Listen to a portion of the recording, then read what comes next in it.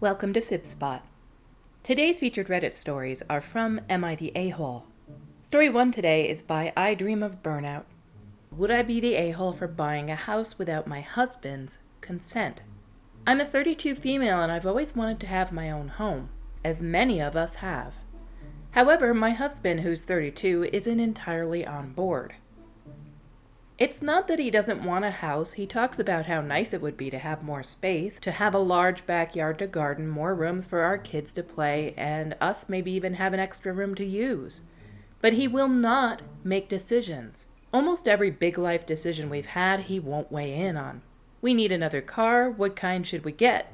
I get answers of why this kind is good because ABC, this kind is bad because XYZ, but he refuses to tell me what he wants. So I buy the car I think works best, and it turns out to be a poor decision or something breaks on it, and then he just tells me why he would have chosen something different. Same with properties we've decided to rent. I'm finally in a place where it's financially feasible to buy a house, but I can't get him to buy in on anything. He won't tell me which houses he likes or doesn't like. He just gives me pros and cons of each without working with me on it. This has been ongoing for nearly 3 years, and I'm tired of it. We have 3 kids, 7 female, 5 male, 2 female, and we are living in a 2-bedroom apartment currently. The 2 older kids share a room, and the younger ones live in our bedroom.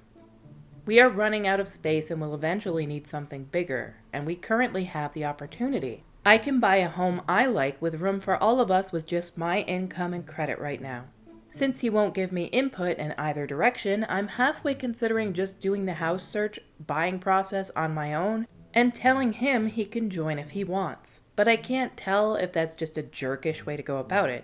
So would I be the a-hole if I just went ahead and bought a house I know we can afford, with only my money and credit score without his input since he refuses to give it? I don't think you'd be an a-hole for just buying it, but I do think it would be better if you just told him, you have a problem making decisions and actually choosing something to buy. I'm going to buy a house. There may be cons with it, but I don't care. We need a bigger place. You can even show him what you wrote here because it's all laid out very succinctly, all the reasons you need a home and why you're thinking of buying one on your own. I would definitely talk to him and say, I'm going to buy a house. I don't care if things break. I don't care if there's cons. We're going to make it our place that we live at. And I don't want to hear from you, I would have picked this one. I would have got that one instead, because if you're not going to make a choice, I'm making the choice. That would not make you an a-hole if you said something like that. Down in the comments by MLG1981. Not the a-hole, my dad was the same way to my mom, basically forcing her to make all the decisions while he held the right to criticize the decision of it if it turned out less than ideal. Think long and hard if this is the long-term marriage you want and then act accordingly. There's a lot of men in the world that actually defer to their wife to make decisions for them. Some families are just like that. And it sounds like your husband thinks that you're the decision maker too, but he needs to cut the criticism out and work on making your lives better by fixing the things that are wrong with it and not saying, well, you should have picked XYZ instead. Our next story is by Javo Juice. Am I the a-hole for not knowing my girlfriend wanted to be 30 minutes early to yoga? For context, my girlfriend is getting her yoga certifications and is hosting a free class for the public today. So the night before, I went to bed understanding that we just had to be there for 10 a.m. So this morning, I went on a walk with my buddy who just had a baby to grab a coffee and stroll his daughter around. I left the house at 8:30 a.m., dressed and ready for yoga so we could leave when I got back. Come 9:20, she's starting to text me and I can notice she's starting to freak out, asking where I am, but I was confused because I knew I had enough time to get her back home and drive to the studio.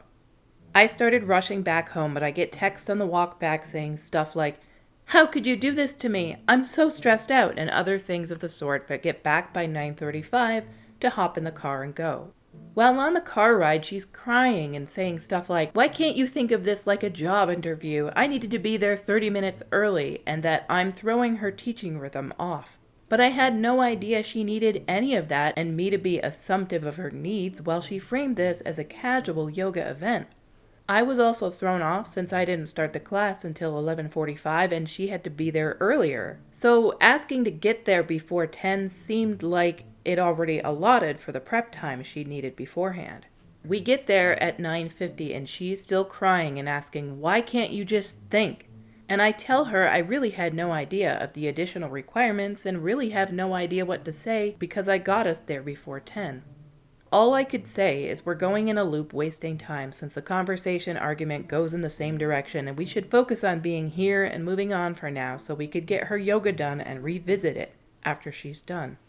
I started feeling like an a-hole when she wanted my support to get her back in the groove, but would also ask why I was the victim, and I told her I really don't feel like I did anything wrong, since she never specified this was a critical class and never mentioned that she wanted to be extra early since she had the chance to let me know the night before, and right before my walk to give me proper times and expectations. I feel since I got us there before 10, she's overreacting. I just don't know how to proceed or what to say when I see her later in class when I come back to pick her up. This sounds like the first time that you guys have run into an issue like this. It sounds to me like she really needs to de-stress with some of her own yoga. This is an important event for her, but she should have communicated more clearly to you what time she wanted to go or be there by. That is on her.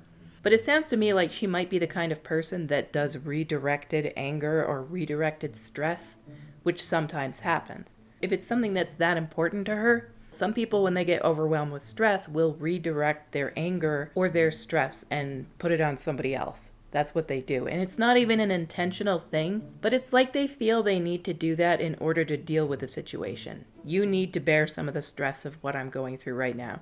I would definitely tell her, you told me we needed to be there at 10.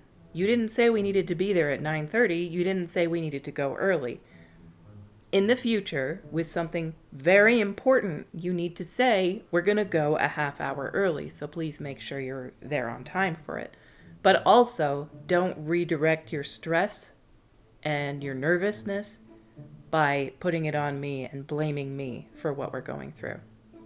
I'm sure you guys all know somebody who does the redirected anger, or I'm stressed out, so you need to be stressed out as well. Therefore, I'm not as stressed because we share it. Some people in your life do that, and that's just who they are. That's how they deal with stress. I think, OP, that you want to be aware of that fact in case she does it to you in a stressful situation again in the future. Just be aware she might be a redirector. Our last story today is by Glitterbug711. Am I the a-hole for calling out my partner for taking credit for paying for a restaurant bill when he paid on our joint account? So I'm 53 female, and my partner, 57 male, took our collective kids out for dinner tonight. My partner paid the bill as usual and paid on our joint account. He sometimes picks up the bill himself, but more often it's the joint account that gets used. On the way home, his daughter and her boyfriend made a point of thanking him directly for the meal, and he acknowledged saying something along the lines of, "You're welcome," or "No problem."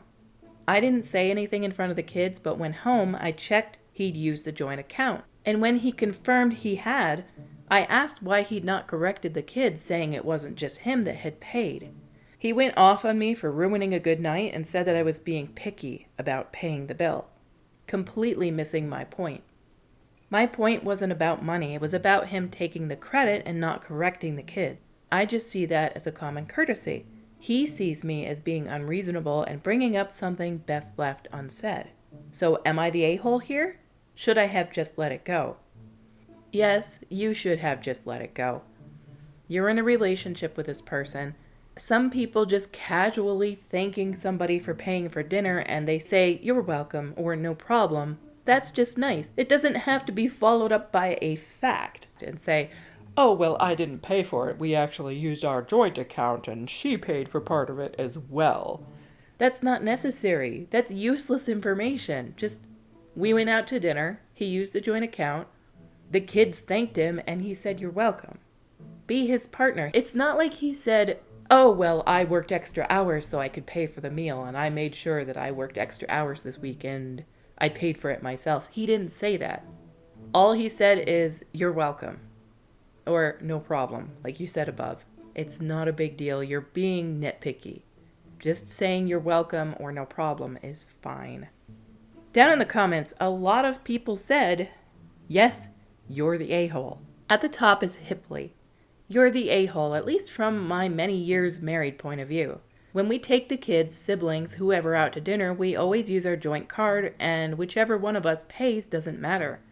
When whomever we've brought to dinner says thank you, the response is simply you're welcome, not don't just thank me, it's a joint account, so thank them too. You're being too sensitive here. Underneath that, by panic at the gaslight. I would have agreed with you if they were OP's kids, but they're not OP's kids, and that makes a huge difference.